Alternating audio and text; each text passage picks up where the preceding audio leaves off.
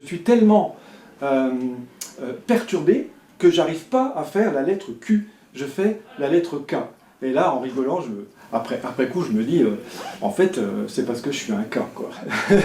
Bref. Connaissez-vous l'expression « je lis en vous comme dans un livre ouvert » ? Car nous avons tous une histoire, une anecdote à raconter, une richesse intérieure qui ne demande qu'à être partagée.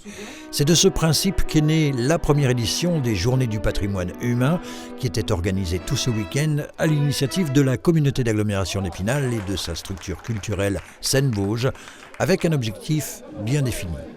On a constaté depuis 2 ans qu'un certain nombre de publics ne venaient jamais à Seine-Vosges et n'avaient jamais de moyens de s'exprimer sur nos scènes. Les scènes de théâtre, les scènes de danse, malheureusement, sont réservées à un public qui n'est pas l'intégralité.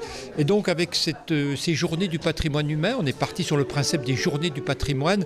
On va rencontrer des personnes et non plus des bâtiments ou des monuments historiques. Et une vingtaine de sites du territoire de la communauté d'agglomération, ici les locaux du comité d'intérêt de quartier de l'Ouest spinalien, ouvraient donc leurs portes, des lieux baptisés bibliothèques vivantes. Alors le principe, c'est justement de ne pas partager devant 100 personnes, devant une personne, voire une famille. Voilà, quelque chose qui nous touche. Alors c'est soit une partie de notre vie, une anecdote, une rencontre, un centre d'intérêt, une passion. Chacun pouvait donc choisir son livre humain, comme Pascal, qui après bien des épreuves, a chrysalidé.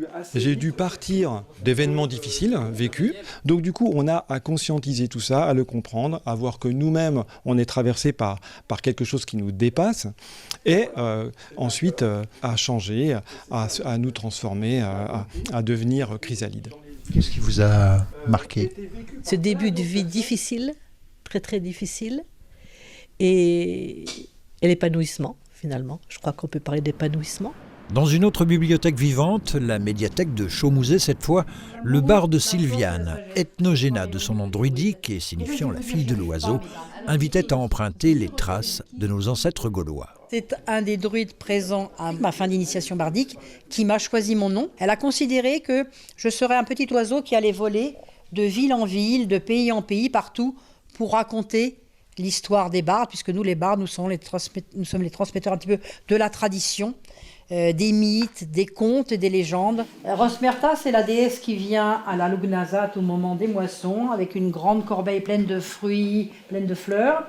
Et puis qui dit aux humains, c'est bien les hommes, vous avez bien semé à l'aube vos graines. Ça fait du bien aussi de rencontrer des gens comme ça qui ont une manière de vivre qui est en dehors de la nôtre et qui peuvent aussi nous apporter des choses. Tout barde qui se respecte a toujours une histoire à raconter. Et Sylviane est intarissable en la matière. Elle a captivé son auditoire. Alors, partout à Tisse, on évitera de la bâillonner. La prochaine édition des Journées du patrimoine humain aura lieu en mars 2024.